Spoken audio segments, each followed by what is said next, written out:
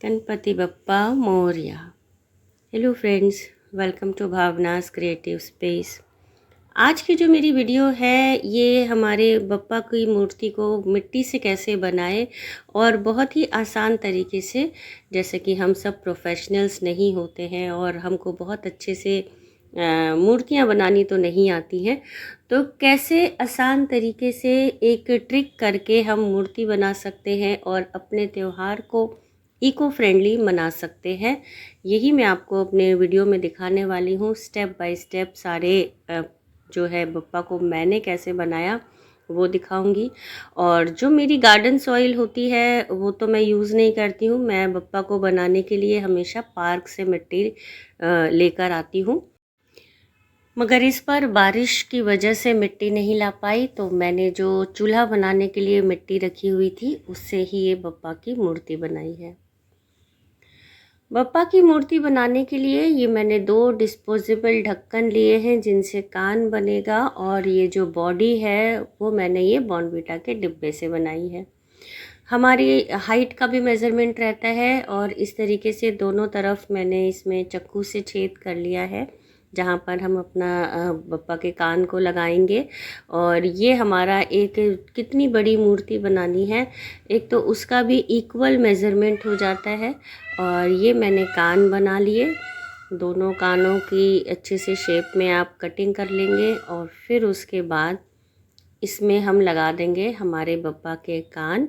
तो हमारा एक बेस बन के तैयार हो जाएगा कि हमको इतनी बड़ी मूर्ति बनानी है और इस तरीके से बनानी है।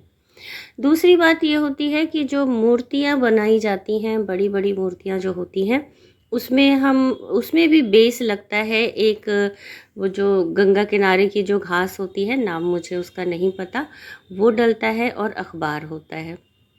उसके बाद ये मैंने इनके नीचे का पत्थर बनाने के लिए अपना ये बैंगल बॉक्स यूज़ किया है, जिसमें नीचे इसके ऊपर बप्पा बैठेंगे। और ये है मेरी वो मिट्टी जिसको मैंने यूज़ की है इस बार मूर्ति बनाने के लिए।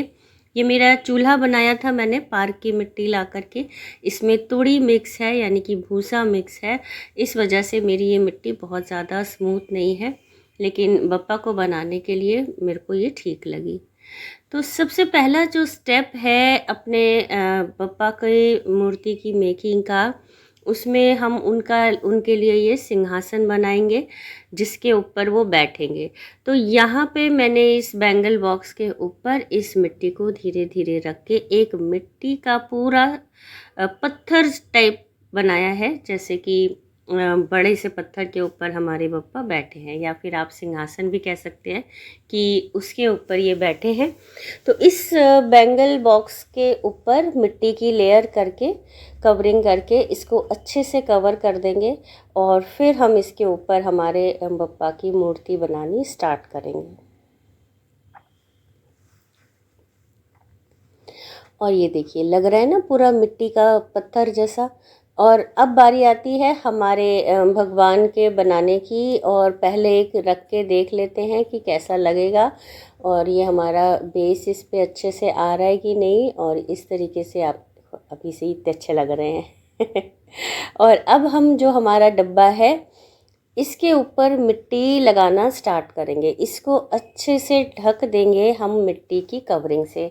इसके 2 फ़ायदे हैं इस तरीके का बनाने का। एक तो हमारी हाइट मेज़र हो जाती है और दूसरा हमारी मिट्टी भी थोड़ी सी कम यूज़ होती है, वरना अगर आप खाली मिट्टी का बनाएंगे तो बहुत सारी मिट्टी लगती है और हमारी जो मूर्ति है वो बड़ी भारी भी हो जाती है। मैं पिछले 2 बार से सिर्फ मिट्टी से बनाती थी, तो साइज़ में छोटे बनते थे भगवान और वज़न में थोड़े ज़्यादा होते थे। मुझे थोड़ा साइज़ बड़ा चाहिए था, तो ये एक मेज़रमेंट का भी तरीका आप कह सकते हैं कि आपकी मूर्ति की एक मेज़रमेंट हो गई है कि हाँ, अब हमें इतनी बड़ी मूर्ति ही बनानी है। दूसरा, इस डब्बे में मैंने जो रखा, इसका मुझे मुंह बड़ा बनाना था, मतलब कि बप्पा का फेस थोड़ा सा बड़ा होना चाहिए जिससे कि वो नज़र आए जब हम चढ़ावे चढ़ाते हैं ना तो सभी तरीके के चढ़ावे जो हम चढ़ाते हैं, दुर्वा की माला, फूलों की माला, वस्त्र, वो भी सब नज़र आए, उसमें हमारे भगवान की शक्ल भी हमको नज़र आए, इसलिए मैं उनका फेस इस बार थोड़ा बड़ा रखने वाली हूँ। बॉडी भले ही छोटी हो जाए मगर उनका फेस नज़र आना चाहिए। और इस तरीके से हमारे बप्पा का जो है मूर्ति का फर्स्ट जो स्टेप है वो कंप्लीट हो गया है। हमने अच्छे से इसको कवर कर दिया है। थोड़ी देर इसको सूखने देंगे जिससे इसके ऊपर की आगे की काम हम कर सकें और ये मिट्टी छूटे ना। हाथ और पैर और सूंड बनाने के लिए ये चम्मच मैंने यूज़ किया है।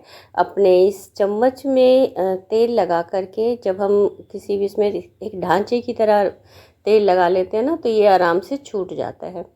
तो पहले इसमें आप नारियल तेल की एक लेयर लगाएंगे और फिर उसके बाद इसमें मिट्टी जो है डाल करके एक हम ढांचा बना लेंगे। एक मेज़रमेंट एकदम इक्वल होता है, आपका ना कहीं मोटा होएगा ना पतला होएगा और बहुत आसानी से आप इसको बना सकते हैं और अपने जो है भगवान की मूर्ति में लगा भी सकते हैं। अब ये देखिए इस तरीके से मैंने बेस से सबसे पहले इनके पैर बना दिए। कितनी आसानी से ये निकल भी गया और एक जैसा शेप। इसके लिए ये चम्मच बहुत ही सही लगी मुझे। और थोड़ा सा अपने हाथों से अपने भगवान के पैर बनाएंगे और इसको प्रेस करके इसमें चिपका लेंगे। अभी जो ये मिट्टी ऊपर नीचे या ऊबड़ खाबड़ नज़र आ रही है वो बाद में इसकी जो है डिटेलिंग हम बाद में करते हैं। पहले अपना बेसिक काम ख़त्म कर लेते हैं और फिर उसके बाद इसकी डिटेलिंग करेंगे तो ये हमारा स्मूथ हो जाएगा। इसके बाद ये हाथ बनाने के लिए मैंने इस चम्मच के पीछे का पोर्शन यूज़ किया है। इससे हाथ की मेज़रमेंट रहेगी और इक्वल रहता है। आप अपना तेल लगा लें, जैसा कि मैंने पहले बताया था बेस में तेल लगाते हैं और तेल लगाने के बाद इसमें मिट्टी को लगा करके ये हमारा जो होता है ना एक जैसा बनता है, इक्वल बनता है। बस ये इसकी और मेरी मिट्टी में तो वैसे भी तुड़ी मिली हुई है तो हमारा जो बेस है ये बहुत स्मूथ नहीं होने वाला है। कुछ ना कुछ तो थोड़ा ऊपर नीचे आपको नज़र आएगा। जो हाथ हमारा बन जाता है उसको और मिट्टी डाल के हम कवर करके इसकी सेटिंग करते हैं। तो जो पहला हाथ मैंने बनाया है वो तो था आशीर्वाद खाने वाले मुद्रे का और ये बन गया हमारा भगवान की सूंड बनाने का प्रोसेस। यानी कि चम्मच में ही मैंने लगा के मिट्टी और फिर इसमें चिपका दी और मिट्टी क्योंकि गीली होती है तो वो जो है हमारी निकल भी जाती है। इनके सूंड में से भी हमेशा मिट्टी टपकती रही, बड़े मुश्किल से मैंने इसको सेट करा।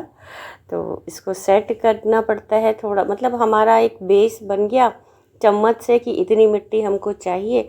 उसके बाद की जो स्मूथनेस है वो हमें खुद से ही धीरे धीरे करनी पड़ती है। तो आप ये देखो कि मेरे पैर और हाथ और अब ये सूंड बन गया है बप्पा का। एक आशीर्वाद मुद्रा का हाथ बनाया है और दूसरा हाथ जो है वो लड्डू खाते हुए का है। और अब इसको हम अपने हाथों को गीला करके और धीरे धीरे करके स्मूथ कर लेंगे। गीले हाथों से इसको आप सेट करेंगे तो ये धीरे धीरे स्मूथ होने लगेगा। और उसके बाद मैंने इसमें लेयर लगाई है ये मुल्तानी मिट्टी की।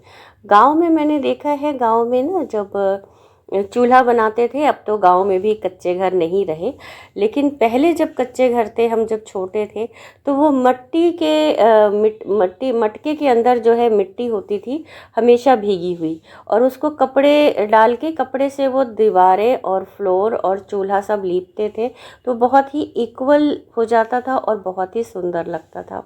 वहाँ पे तो तालाब की मिट्टी होती थी मगर वो इसी तरीके से पीली होती थी जैसे मुल्तानी मिट्टी है।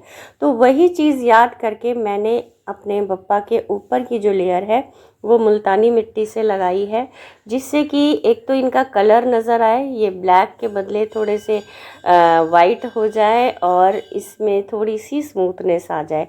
क्योंकि मुल्तानी मिट्टी बहुत चिकनी होती है ना, तो थोड़ा सा इसमें ये चिकना सा लुक आ जाएगा और इस तरीके से हमारा जो बेस था वो कंप्लीट हो गया। अब बारी आती है इनकी ज्वेलरी बनाने की। आप इस चीज़ का ध्यान रखें कि बार बार अपने हाथों को धोते रहें। मेरी तरह बार बार मैं कैमरा और हाथों को धोने का प्रोसेस स्किप कर गई। और अपने पैरों पे, मतलब जो हमारे बप्पा के पैर हैं और जो हमारे बप्पा के हाथ हैं, उसमें मैंने काली मिट्टी से ज्वेलरी बनाई है, जो कि थोड़ा सा ये मुल्तानी मिट्टी की कवरिंग के साथ अलग सी नज़र आए। और अब धीरे धीरे जो है सारी ज्वेलरी बना देंगे इनके हाथों की और इनके जो है पैरों की, जो कि ज्वेलरी बहुत ज़रूरी होती है।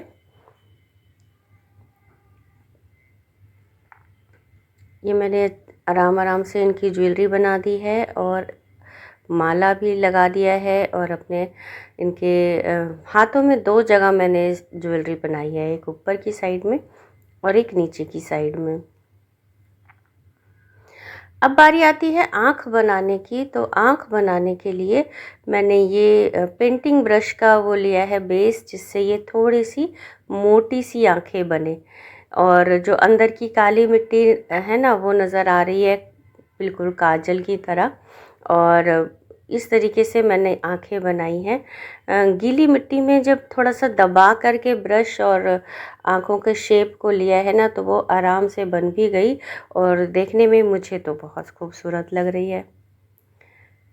इसके बाद हमने ये रक्षाबंधन का जो त्यौहार मनाया था, उसमें बहुत सारी राखियाँ खरीदी। तो उन्हीं राखियों को यूज़ करेंगे हमारे बप्पा की ज्वेलरी बनाने के लिए। मुझे ये सबसे ज़्यादा पसंद है, राखियों की ज्वेलरी बनाना। और मैं हर साल स्पेशली कुछ राखियाँ ज़्यादा खरीदती हूँ इनकी ज्वेलरी बनाने के लिए। और इस तरीके से अपनी राखियों को काट काट के, और जैसा भी आपको पसंद आए, आप जिस भी तरीके का राखी का डिज़ाइन रखना चाहें, या फिर आप वैसे नॉर्मल मोतियां भी रखना चाहें, तो वो भी लगा करके इनकी ज्वेलरी जब हम बना देते हैं तो थोड़ा सा ये डेकोरेटिव लगता है। बहुत सुंदर जो है डेकोरेशन इनकी हो जाती है। और गीली मिट्टी में ये ज्वेलरी बहुत आसानी से चिपक जाती है, फिर ये निकलती नहीं है। मतलब कि हमें कोई गोंद या फेविकॉल नहीं लगाना पड़ेगा, आपका वैसे ही ये ज्वेलरी जैसे आप चिपकाएंगे चिपक जाएगा। तो गीली मिट्टी का यही एक फ़ायदा होता है, अपना आसानी से हम आराम से अपनी इन ज्वेलरीज़ को चिपका सकते हैं। तो मैंने जो है इनके पैरों में जो ज्वेलरी पहनाई थी, हाथों में जो ज्वेलरी पहनाई थी और जो माला बनाई थी, उन सब पे ये मोतियां चिपका दी। पहले मैंने बप्पा की माला बनाने के लिए ये रेड फूलों की, जो मेरे पास रखे हुए थे रेड फूलों के मोतियाँ, इनको लगाया, पर बाद में मुझे ये पसंद नहीं आया था, तो मैंने इसको निकाल भी दिया था। इसके बाद बारी आती है सिर की पगड़ी बनाने की। और पहले इसको एक कैप शेप की मैंने मिट्टी लगाई है, बिल्कुल जैसे कैप बनाते हैं, और फिर लंबे लंबे मिट्टी के धागे से बना करके और इनकी पगड़ी बनाई। और ये है हमारे मूषक महाराज, क्योंकि बप्पा बनाए हैं तो मूषक तो होने ही चाहिए। तो एक आवल शेप के मैंने पहले मिट्टी ली है, और आवल शेप की जो हमारी मिट्टी होती है, इसी की रिटेलिंग करते हैं धीरे धीरे करके। नीचे की बॉडी और ऊपर का फेस बनाने के लिए आराम आराम से इनको आप प्रेस करते जाएं, और फिर हमारे बन जाएंगे मूषक देवता, जो कि थोड़े से स्टैंडिंग पोजीशन में है, खड़े हुए मूषक हैं ये। बहुत सारी क्लिप्स मैंने स्किप कर दी, जैसे कि बप्पा के थ्रेड से मैंने ज्वेलरी वो नीचे का धोती बनाई थी, और ये हमारे मूषक देवता हैं। और उनकी पगड़ी और उनकी ज्वेलरी ये मैंने थ्रेड चिपका दिए थे। ये थोड़ी सी मैंने वीडियो को स्किप कर दिया है। और इस तरीके से हमारे क्यूट से मूषक बन गए और हमारे क्यूट से बप्पा भी बन गए। मुझे तो हमारे बप्पा बहुत ही प्यारे लगे। आपको कैसे लगे मुझे कमेंट करके ज़रूर बताइएगा। कुछ चीज़ें मैंने अपने वीडियो में स्किप की, जैसे कि इनके जो दांत लगाए हैं, बप्पा एक दंत हैं तो एक ही दांत लगाना होता है, वो मैंने थोड़ा सा स्किप कर दिया। और बहुत सारे लोग मुझे कहते हैं कि बप्पा की जो मूर्ति है ना, उसको ख़रीद के लाना चाहिए। तो मैं क्योंकि ख़रीद के नहीं लाती हूँ, तो जो बप्पा के ख़रीद के लाने के जितने भी पैसे होते हैं, जो भी मनी होती है, वो मैं अपनी मेड को दे देती हूँ। हो गया ना बप्पा खरीदे हुए। मिलते हैं मेरी अगली वीडियो में। बाय।